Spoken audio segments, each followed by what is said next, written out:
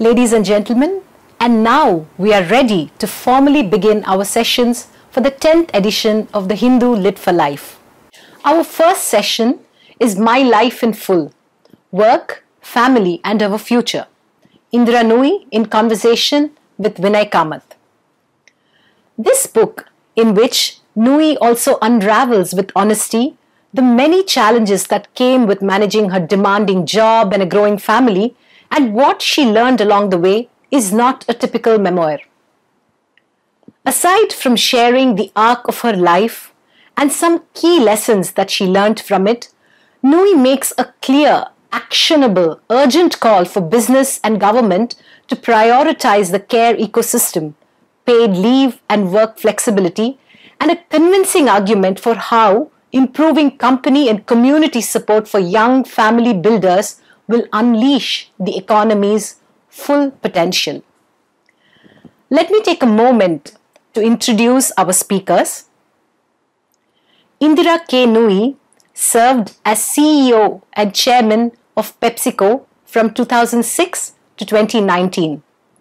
Her prescient strategic thinking, insight into consumer behavior, and wisdom on managing a vast global workforce make her one of the world's most sought-after advisors to entrepreneurs, executives, and governments.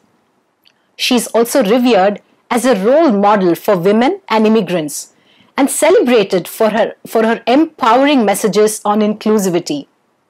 Nooyi has been awarded the Padma Bhushan and the US State Department's Award for Outstanding American by Choice, and has received 15 honorary degrees, including an honorary doctorate of Humane Letters from the Yale University in 2019. She is married to Raj Nooyi and has two daughters, Preeta and Tara. Vinay Kamath is Senior Associate Editor with the Hindu Business Line based in Chennai. Prior to joining Business Line in 1998, he did a short stint in television with TV18, where he was the Chief of News Bureau, Chennai. He has earlier worked with the Financial Express, Business World, the Times of India, and the Economic Times.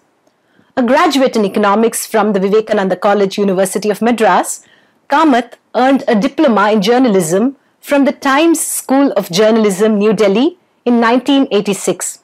He was also a member of the first batch of the Chevening Young Journalists Program at the University of London in 1995. Ms. Nooyi and Mr. Kamath, over to you.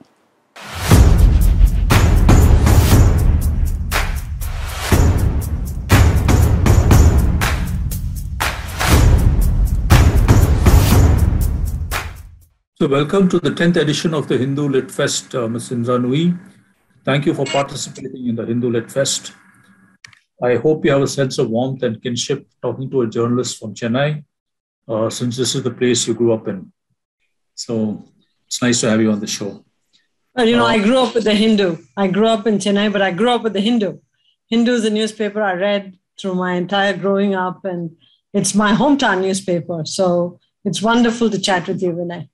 Right. So your book is out at a time, when the Indian diaspora stock is on the ascendant, with the Biden administration, and there are a lot of Indians out there, and including the vice president is a lady of Indian origin.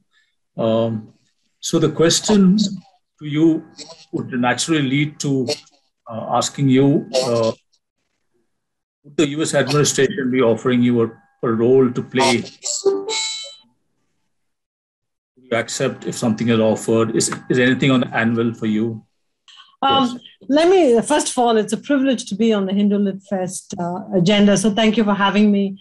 And, regarding your question, I am not a political person. I don't have no interest in getting into politics. I have no interest in serving any political administration, because I'm a corporate executive and I just want to make change happen from the grassroots level.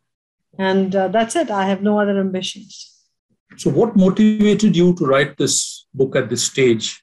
There have been dreams of press on you over the years of your time at PepsiCo.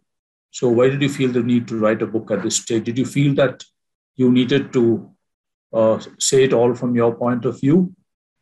Well, interestingly, this book never started out as a memoir. Telling the story is a very personal thing. And I really struggled with, do I even have to tell my story? What it really started off as was a book on how to enable women to rise to the top of companies, because there's still very few Fortune 500 companies who are CEOs who are women.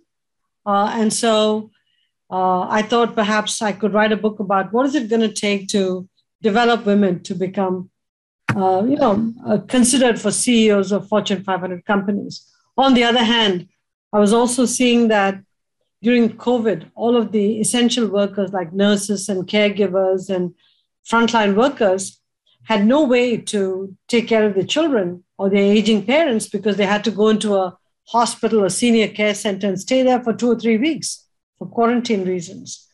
And when I looked at these dual issues, I realized that the common issue was women caregivers, parents, and then women as executives. And I decided to write a bunch of papers on caregiving in support of young family builders and women. And then people said to me, nobody's going to read a policy paper unless you inform it with the arc of your life. And so use the arc of your life to talk about how you handled care, how you managed all of these issues, and therefore what's the next step for society. And so if you recall, Vinay, and you've read the book is not a typical memoir in that it's not full of stories that are tell-all and, salacious stories. It's not about that. It's about the arc of a life, the lessons, and leading to, therefore, what do we need to do? It's a different sort of a book. Yes, I did enjoy your book very much. Thank you. So that leads me to a question about the role of women in the workplace. You've written a lot about the role of women and work balance life in your book. And do you see that organizations have stepped up over the years to help with more work-life balance? And do you see more women at the workplace from the time you worked in the early 90s? I think if you look at women across the world, they are getting college degrees in larger numbers. They are getting the top grades in larger numbers. They are driven. They want to have economic freedom. They want to have they want to have the power of the purse. They want to have their own income. They don't want to be dependent on other people. And to me, the most important thing is when we give birth to a girl child, we don't say we gave birth to an unpaid laborer for life. We say we gave birth to a girl child who can be whatever she wants to be. It's her choice. She wants to dream and be a wonderful homekeeper. That's fine. If she wants to work, that's fine. If she wants to be a community organizer, that's fine. We want everybody to have a choice to be whatever they want to be. And what we're talking about is how do we enable that to happen to everybody in the population? And now with women getting so many of the top grades and getting the college degrees, shouldn't the economy be providing a path for them to serve in the paid economy? Because the country needs the best and the brightest to improve the country's GDP and to keep growing. Today, we're all in a war for talent. So I don't look at it as a woman or a man. I look at it as the best talent.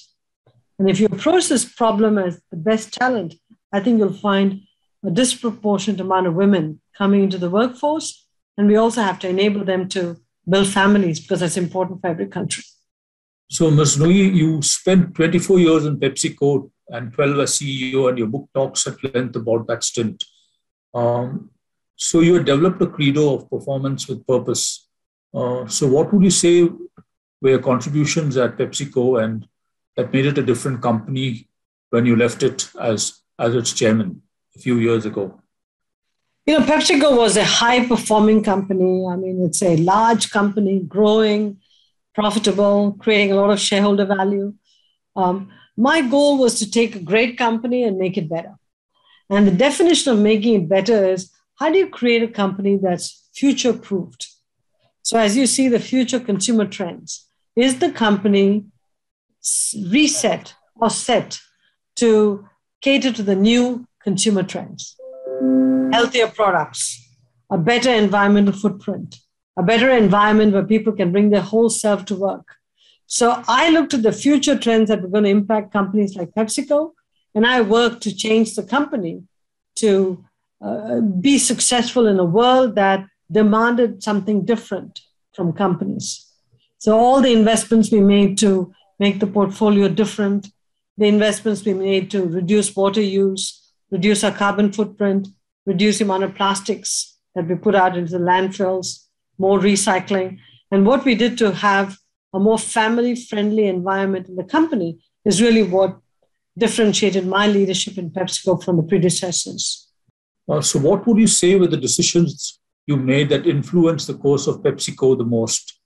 Whether it's selling the restaurant business or buying Quaker Oats and Tropicana, which changed the course of PepsiCo over the years?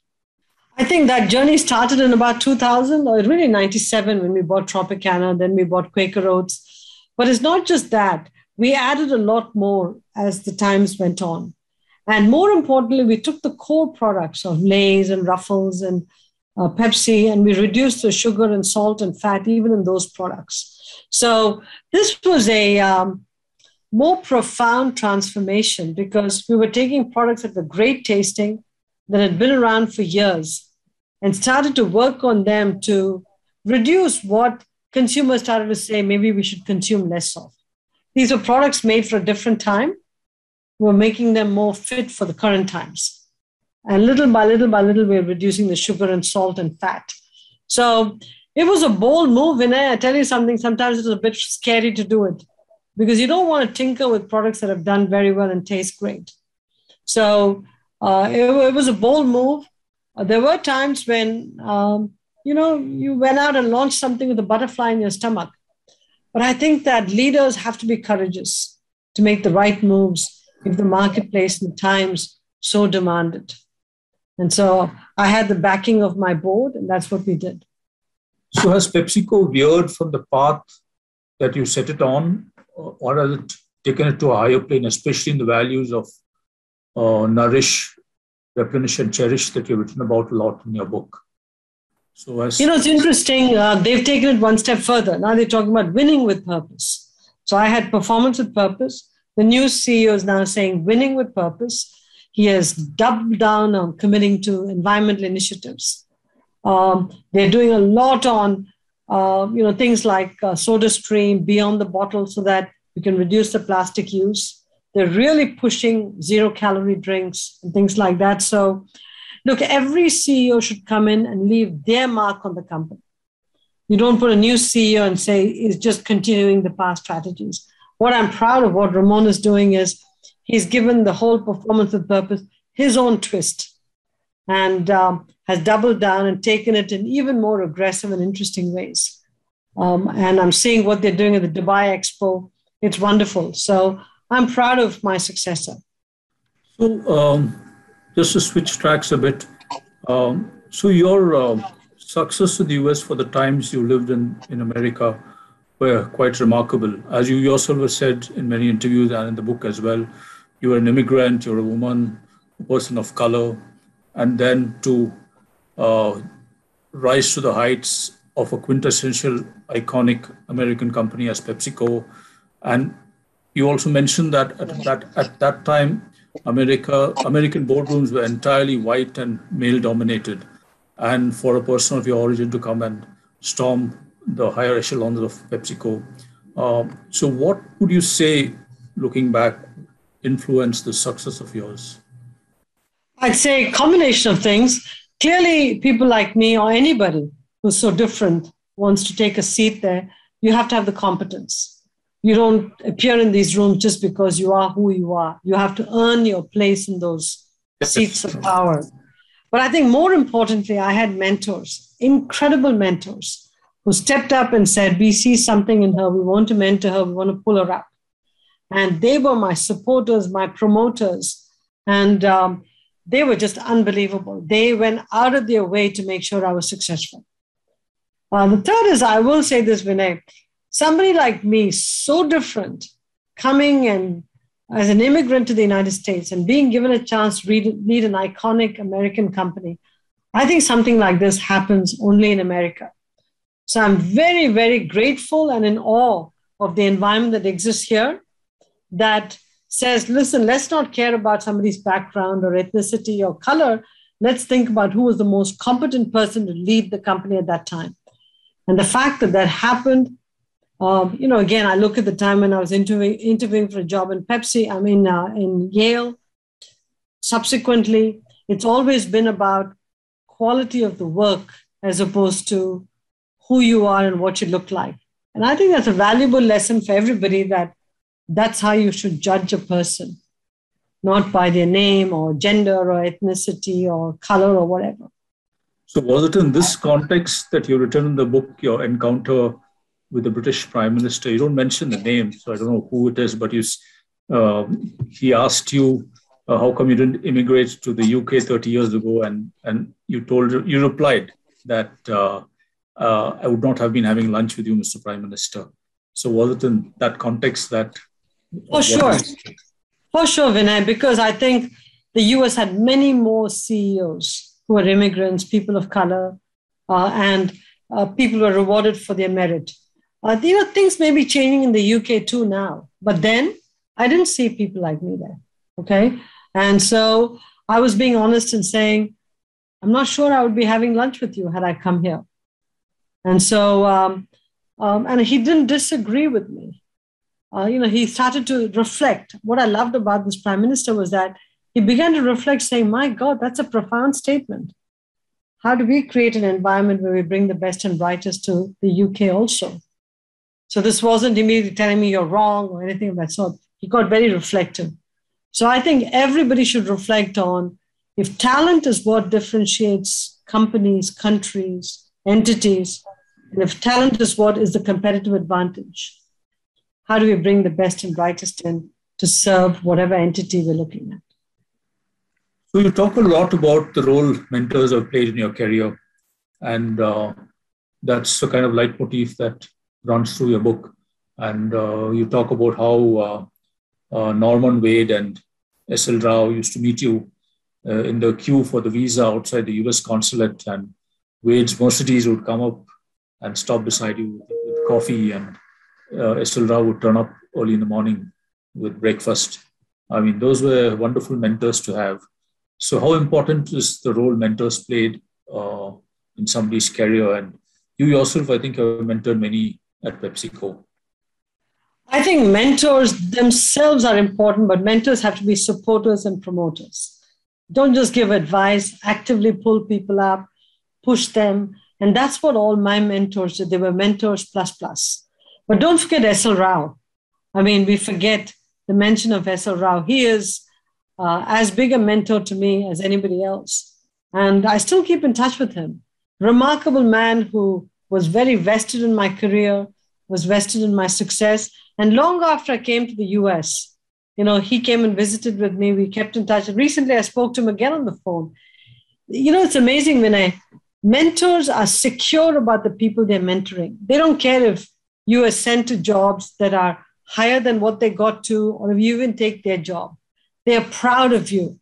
And I talked to Surendra Rao even today. He is so proud of me. That to me is the mark of a great mentor. They are vested in their mentee's success. And that's what S.L. Rao did. That's what all the mentors I've had have done over the years. Right. In fact, it's remarkable that you write in the book that you're standing in the queue outside the US consulate for your visa. Yeah. Wade's Mercedes would come and give you coffee, and S.L. Rao would come at 4 a.m. to give you coffee as well. Can you imagine that, Vinay? Can you imagine that scene standing outside on Cathedral Road in front of the embassy and these people showing up, the only woman in the line, and these people show up and they're caring. How are you doing? Are you all right? Do you want to sit in the car for a few minutes before you go back and sit outside? I have never seen so much love and affection and care from people as I experienced in my life. Not just from Norman Wade and S.L. Rao, but all the people who mentored me gave me incredible amount of love and care and attention. And I gave them my undying loyalty. So yes, it works both ways. It was a two-way street, exactly right. What role did Yale You talked a lot about Yale in the book as well. What role did it play in your success in corporate America? Great question. Now, many people have asked me, why did you repeat the equivalent of an MBA when you've already been to IIM Calcutta? I think I loved IIM Calcutta, don't get me wrong, fantastic education, awesome professors, the curriculum was way advanced. But let's not forget, I went to IIM Cal between 1976 to 78. All right, 74 to 76. I graduated from MCC in 74 to 76, 11th batch. 74 to 76, when I graduated, I'm 21 years old. 21 years old. And at 22 is when people graduated from college here. And then they work for 4 or 5 years before going to MBA school. So the average age of somebody going to MBA school in the US is somewhere between 26 and 27. Because they believe that before you come to do your MBA, you should graduate, mature, get some work experience so that your MBA program is more relevant to you. In India, we go straight from college into the MBA program. So when I went through the MBA program, I went through it as an academic, as a student, not as a business person with some experience. After working in Metro Beardsley and J&J, when I came to Yale, it did two things. It gave me a business degree with a twist, but to a more matured business person, that's me. And second, it gave me a gateway into the US business scene because Yale, the badge of Yale, meant a lot. Even though the Yale Business School was brand new, remember I was the third group to graduate from Yale, just the name Yale gave me incredible credibility and opened all kinds of doors. So I owe IIM Calcutta a debt of gratitude.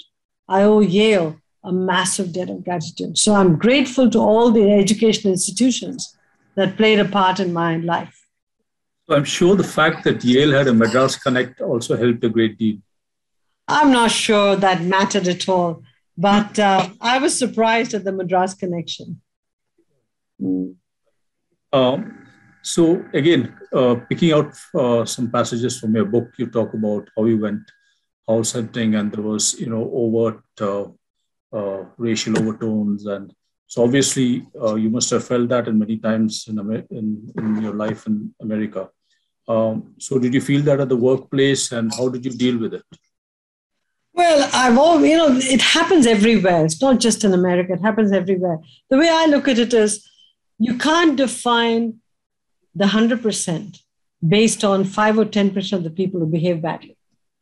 I tend to look at the 90 or 95 that were always supportive and welcoming. There's always going to be bad apples.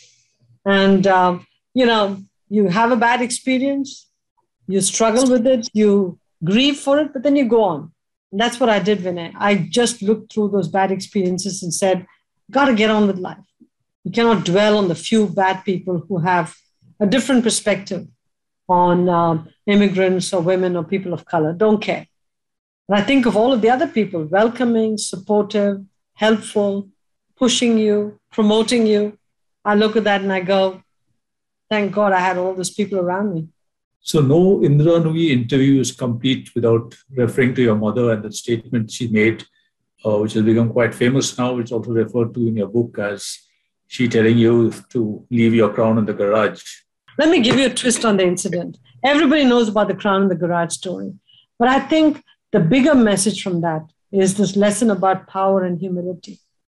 I think, my mother said it in Tamil in a very direct way to me, okay? But here's the point, Vinay. What she was really saying to me is, you can have all the power you want, but at home, you have to have humility. You can have all the power you want, but when you come home, people don't work for you. Don't treat them like you're the lord of something. You're not. You are the mother, as is your husband, the father. And I think now I would extend what she's saying to saying, both husband and wife, when they come home, should leave their crowns in the garage. You know what we do? When the husband comes home, we put a crown on his head. And when the woman comes in, we take away the crown. I don't care if the woman is working outside the home or not. When you're home, both have an equal role to bring up the family. The working husband the working wife or not the working wife, both have an equal role to bring up the family. Nobody should lord over the other when it comes to managing the family. Family is not female. Family is family. And that's the message she was giving us. Yes, very powerful statement she made that time, I guess. Yep. In retrospect, it's deeper than, how I reacted at that point. Yeah, I know. You also mentioned that you reacted very angrily to that, but then later you retrospect. Yeah, I said, why can't you let me enjoy my success? But her point is, it's all fair, success, hold on to it. The house needs something, that's all I'm going to focus on. So I think kind of reaching the end of our interview time, I'll just ask you this question. So what would you say, with the values and the learnings and the environment in the Madras that you grew up in the 1970s and the 60s, that helped you so much in your success in the US? I mean, there must have been some ingredients from Madras which took away to the US. What's interesting, when people have read the book, even today, young people, they say nothing has changed in Madras. It's the same. We can relate to every one of these experiences. I think our Madras, except for changing its name to Chennai, has still remained very deeply rooted in culture, values, family, education, respect for each other. And I think that's what differentiates Madras from any other city in the world. Music, culture, you name it. It's interesting, when I come to Madras, I'm transported back in time. So yeah, sure, I can see some changes in the margin, but I think the core of Madras is still the core. And so let's not forget it. And so there are obviously learnings from your college life here in Chennai and the way you grew up, which you carried forth to your life in the US. Totally. I'm a product of my upbringing. I'm a product of the world's largest democracy. I am a product of the world's oldest democracy. So I'm a product of both the largest and the oldest democracy. But I am a product of the capitalistic system and democracy. And I'm proud of both. Well, so thank you so much for sparing the time to do this conversation. Can I soon, so you can sign my copy of your book? Of course, Vinay. And I look forward to seeing you. And thank you so much for the time you gave me today. So thank you. And bye. Bye-bye. Thank you for the deep and the fabulous insights, especially that wonderful story with Nooyi's mother that we have heard ever so often. Also, thank you, Miss Nooyi, for raising a beautiful toast to Madras, a city that has managed to retain its core in a rapidly changing world.